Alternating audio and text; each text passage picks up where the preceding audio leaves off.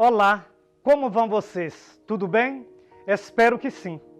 Bom, eu sou José da Conceição Meira, mais conhecido como Professor Zezinho.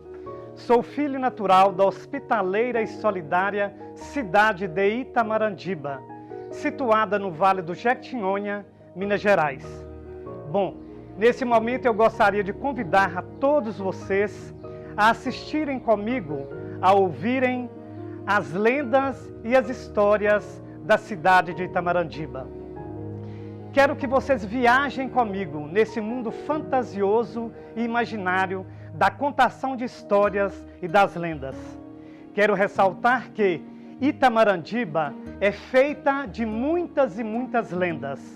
Porém, a lenda mais famosa da cidade de Itamarandiba é a lenda do monstro da igreja, a qual vou contar para vocês. Antes, porém, gostaria de realçar um assunto. Eu venho de uma família numerosa, tenho 11 irmãos, graças a Deus. E quando era criança, todos nós, na nossa casa, minha mãe, meu pai e a minha avó, juntamente com os meus irmãos, nós reuníamos todas as noites na nossa cozinha, que era de chão batido.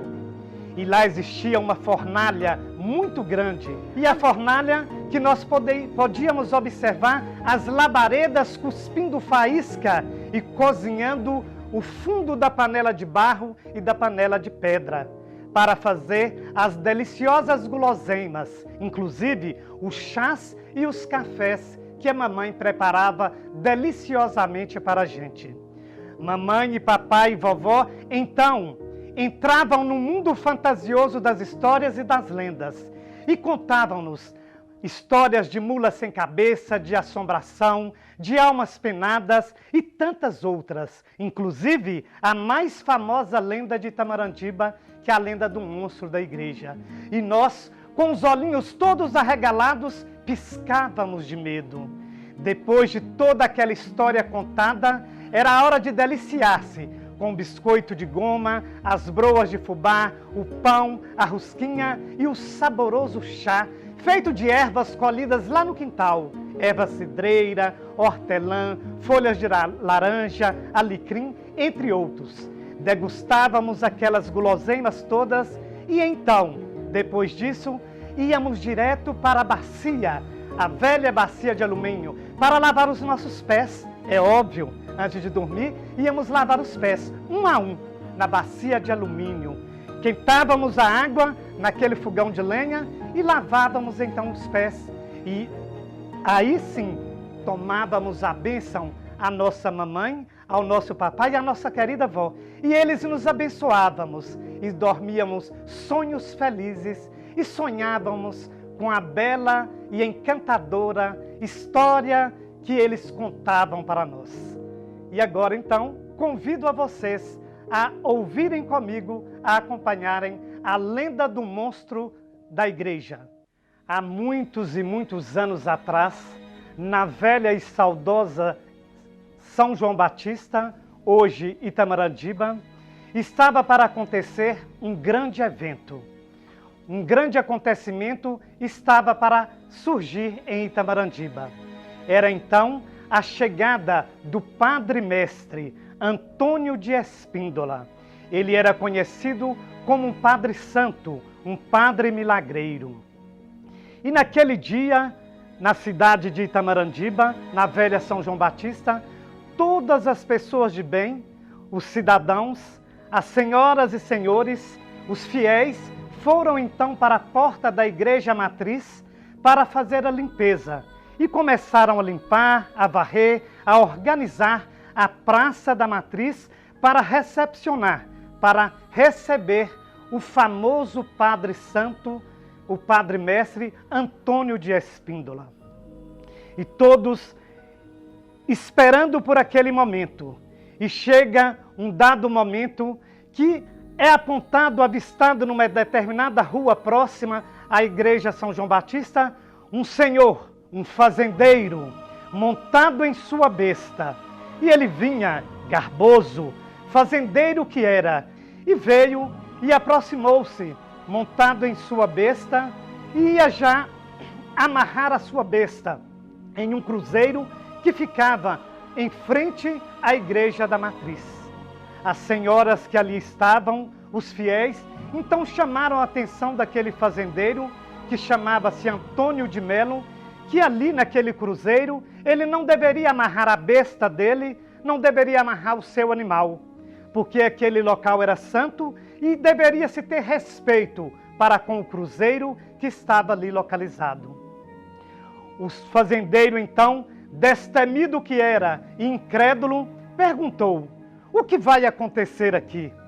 Os fiéis responderam: vamos receber neste momento, daqui a pouco, a presença da figura do Padre Santo, o Padre Mestre, que virá aqui para fazer a celebração, para fazer as curas daqueles doentes e rezar para as pessoas que precisam. Todos estavam ansiosos com a presença do Padre Antônio de Espíndola, que era conhecido como Padre Milagreiro, Padre Santo. Os fiéis então responderam assim para o fazendeiro. O fazendeiro, puxando a sua besta, o seu animal, para amarrá-lo então a um outro poste que ficava logo ali, perto da igreja, desdenhou, dizendo assim: Padre Santo? De santo esse padre não tem nada. Ele come muito mais do que a minha besta que está amarrada ali naquele poste. Os fiéis ficaram horrorizados, aterrorizados com aquela resposta que o fazendeiro deu. Um homem incrédulo, destemido, e foi saindo. As pessoas trataram de ficar caladas porque ficaram assustadas com aquela fala do fazendeiro. Com o passar do tempo, chega então o Padre Milagreiro, o Padre Santo Antônio de Espíndola, para fazer as suas pregações, para fazer a celebração da vida, a celebração do amor. O Padre Santo, ele andava sempre com uma coroa de espinhos. Essa coroa, ele a utilizava, colocando-a em cima da cabeça daqueles que encontravam-se doentes, que encontravam-se acometidos por alguma doença, para que fossem curados. E as pessoas que recebiam aquela coroa em sua cabeça eram tomados pela libertação da doença e eram curados. Para aqueles que tinham fé, para aqueles que acreditavam em Deus. E o padre, então, curou todos os doentes ali presentes e começou a continuação, deu continuidade à sua celebração, às suas orações. Aquele padre, diziam que ele era santo, porque ele vivia quase que o tempo todo da vida dele em orações. Ele jejuava dia após dia e quase não comia. Por isso dizia ser um padre santo, um padre milagreiro. Depois então que o fazendeiro desdenhou e saiu dali, com o passar das horas, no cair da tarde, terminada aquela missão da celebração da vida, da celebração do Evangelho feita pelo Padre Santo, terminadas as curas feitas ali aos doentes, todos então rumam em direção às suas casas. A maioria dos moradores, a maioria das pessoas presentes que ali estavam na praça da Igreja Matriz, residiam na zona rural e trataram de pegar caminho rumo à direção das suas casas, bem longe, outros por aqui perto, na própria cidade de São João Batista. O fazendeiro também.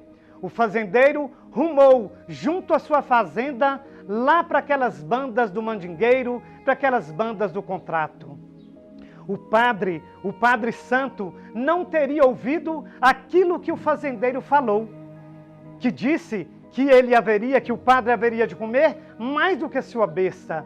Mas o padre, mesmo não tendo ouvido, profetizou então, dizendo que este fazendeiro haveria de comer tudo o que ele encontrasse pela frente, e que ele seria tomado por uma fome insaciável, e que comeria tudo que estivesse ao alcance do seu olhar.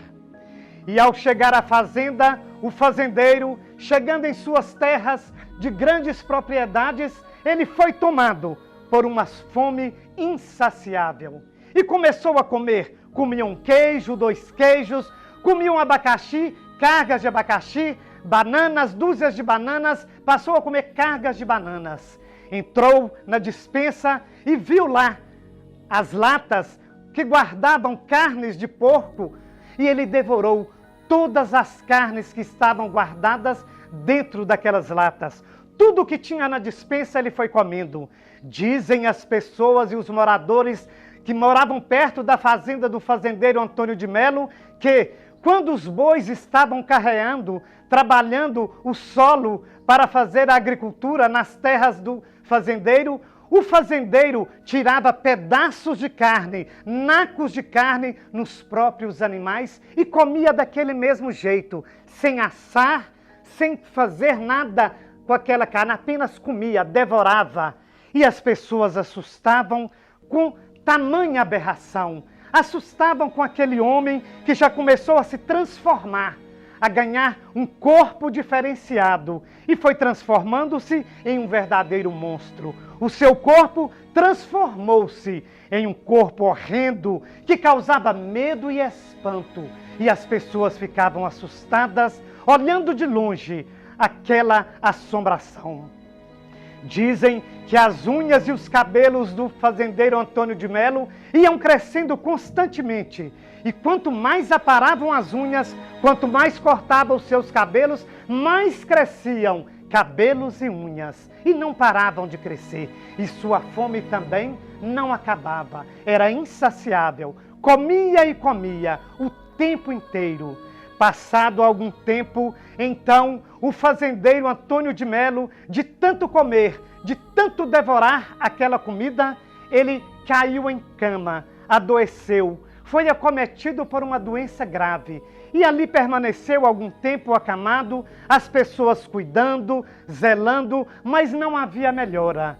Com o passar do tempo, o fazendeiro Antônio de Melo faleceu, acabou morrendo. E agora? O que fazer com este corpanzil? O que fazer com este monstro que está aqui na nossa frente? Não poderia ser enterrado em um local qualquer. Lá naquela fazenda do fazendeiro Antônio de Melo não existia um cemitério. As pessoas então daquele lugar, daquela fazenda, entenderam que ele deveria ser transportado para a velha e saudosa cidade de São João Batista, hoje Itamarandiba. E trataram então de arrumar um carretão, um carro de boi, e foram necessárias 7 juntas de boi para transportar o corpo daquele monstro do fazendeiro Antônio de Melo. E vieram na travessia lá para pelas bandas da fazenda dele, vindo rumo à velha São João Batista. Foram necessárias muitas horas, quem sabe até dias, para trazer o corpo. As estradas não eram muito boas, e à medida que o carro de boi ia passando, atravessando as estradas, a roda, ao passar pelas estradas, rasgavam a terra, fazendo sulcos e valetas, devido ao peso do corpo do monstro que estava sendo transportado do fazendeiro Antônio de Melo. Depois de tanto andar, em um determinado local, o eixo de uma das rodas do carro de boi quebrou-se, partiu. Tamanha a quantidade de peso daquele corpanzil. As pessoas então trataram de arrumar o eixo da roda daquele carro de boi. Tendo sido arrumada, continuaram a travessia rumo à cidade de Itamarandiba.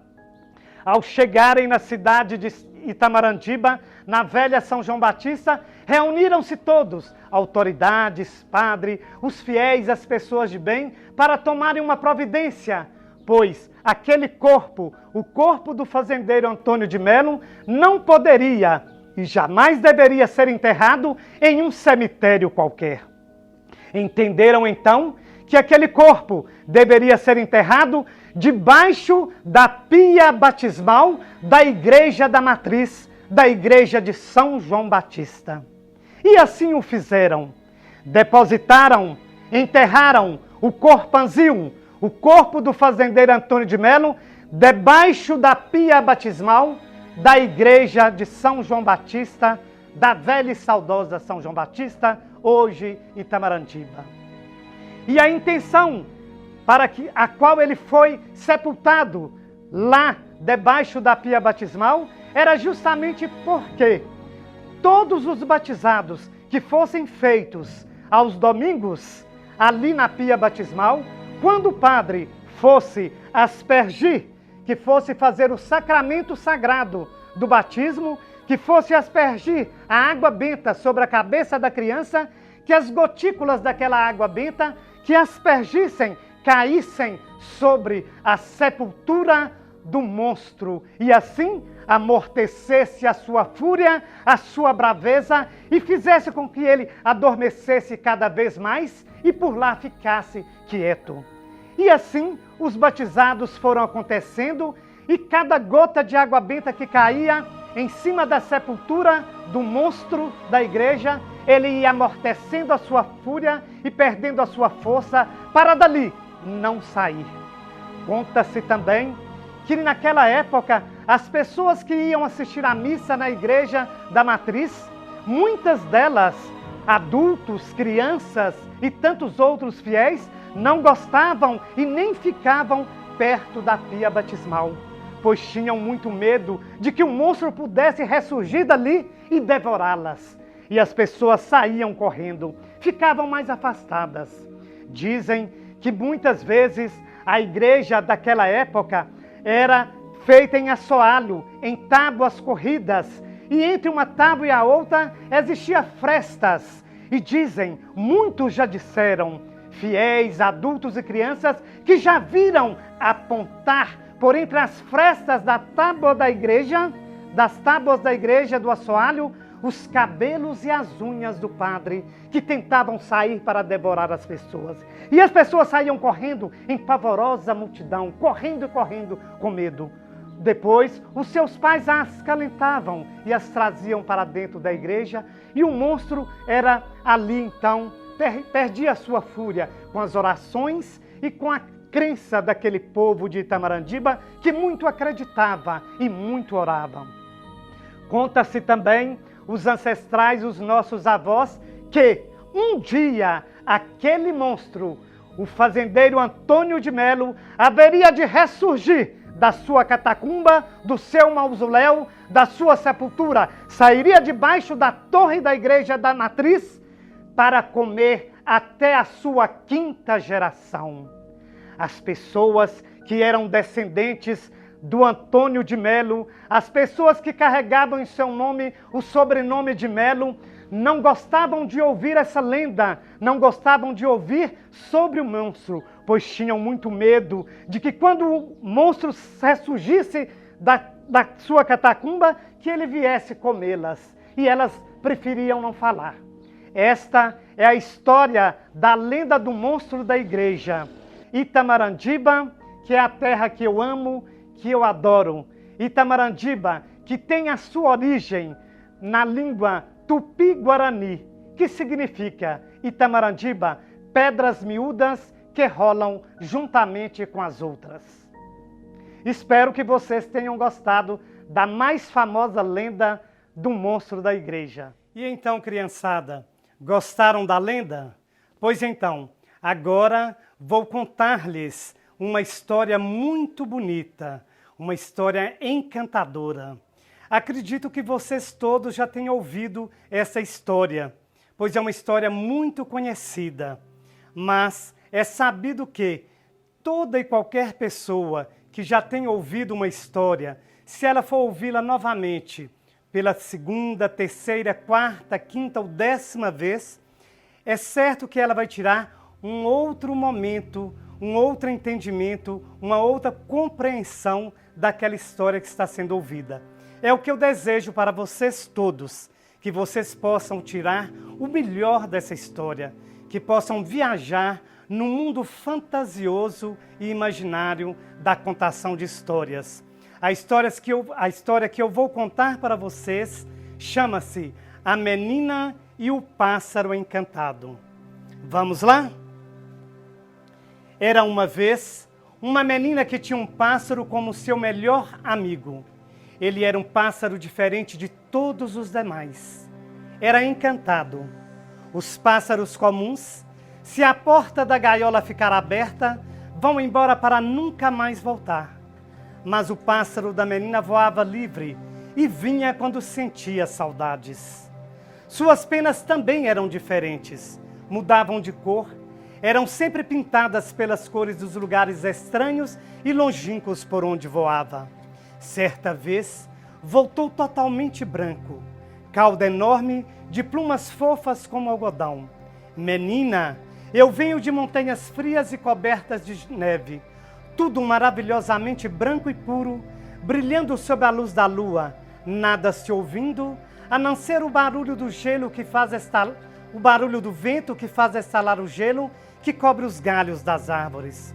Trouxe nas minhas penas um pouco do encanto que eu vi como presente para você. Outra vez, e assim ele começava a cantar as canções e as histórias daquele mundo que a menina nunca vira, até que ela adormecia e sonhava que viajava nas asas do pássaro. Outra vez, voltou vermelho como fogo, penacho dourado na cabeça. Venho de uma terra queimada pela seca, terra quente sem água, onde os grandes, os pequenos e os bichos sofrem a tristeza do sol que não se apaga. Minhas penas ficaram como aquele sol, e eu trago as canções tristes. E de novo começavam as histórias. A menina amava aquele pássaro e podia ouvi-lo sem parar, dia após dia. E o pássaro amava a menina, e por isto voltava sempre. Mas chegava sempre uma hora de tristeza. Tenho de ir, ele dizia. Por favor, não vá, fico tão triste, terei saudades e vou chorar. E a menina fazia um beicinho. Eu também terei saudades, dizia o pássaro. Eu também vou chorar, mas eu vou lhe contar um segredo. As plantas precisam da água, nós precisamos do ar, os peixes precisam dos rios e o meu encanto precisa da saudade. É aquela tristeza na espera da volta que faz com que as minhas penas fiquem bonitas. Se eu não for, não haverá saudade e você deixará de me amar. Assim ele partiu. A menina, sozinha de tristeza, chorava à noite, imaginando se o pássaro voltaria. E foi numa dessas noites que ela teve uma ideia malvada. Se eu o prender numa gaiola, ele nunca mais partirá. Será meu para sempre, não mais terei saudades e ficarei feliz. Com estes pensamentos, comprou uma linda gaiola de prata, própria para um pássaro que se ama muito. E ficou à espera. Finalmente ele chegou, maravilhoso em suas novas cores, com histórias diferentes para contar. Cansado da viagem, adormeceu. Foi aí então que a menina, cuidadosamente, para que o pássaro não acordasse, o prendeu na gaiola, para que ele nunca mais a abandonasse. E foi dormir feliz. Foi acordar de madrugada com um gemido do pássaro. Ah, menina, o que é que você fez?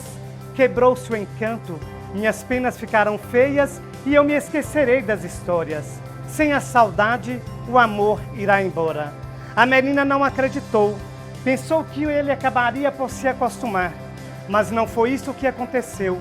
O tempo ia passando e o pássaro ia ficando diferente. Caíram as plumas e o penacho. Os vermelhos, os verdes e os azuis das penas transformaram-se num cinzento triste. E veio o silêncio, deixou de cantar. Também a menina se entristeceu. Não, aquele não era o pássaro que ela amava.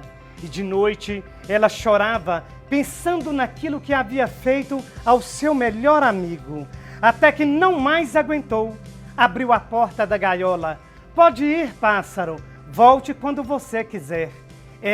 Obrigado, menina. Eu tenho de partir.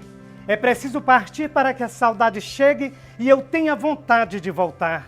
Longe, na saudade, muitas coisas boas começam a crescer dentro da gente. Sempre que você ficar com saudade, eu ficarei mais bonito. Sempre que eu ficar com saudade, você ficará mais bonita. E você se enfeitará para me esperar. E partiu, voou que voou para lugares distantes. A menina contava os dias e a cada dia que passava, a saudade crescia. Que bom, ela pensava, meu pássaro está ficando encantado de novo. E ela ia ao guarda-roupa, escolher os vestidos e penteava o cabelo e colocava uma flor na jarra. Nunca se sabe, pode ser que ele volte ainda hoje. Sem que ela se apercebesse, o mundo inteiro foi ficando encantado, porque em algum lugar o pássaro deveria estar voando, de algum lugar o pássaro haveria de voltar. Ah, mundo maravilhoso, que guarda em algum lugar secreto o pássaro encantado que se ama. E era assim que ela cada noite ia para a cama, triste de saudade, mas feliz com o pensamento. Quem sabe ele voltará amanhã. E assim dormia e sonhava com a alegria do reencontro. Rubem Alves. Bom, criançada, espero que vocês tenham gostado dessa história. Eu contei-a com o melhor da minha emoção, com todo o amor aqui depositado nesse momento. Espero que ela possa adentrar o coração de vocês, aninhar-se na imaginação para vocês construírem histórias semelhantes, fantasiosas, imaginárias desse verdadeiro e encantador mundo da contação de histórias. Até mais, até breve. Espero encontrar com vocês outras vezes. Tchau, tchau.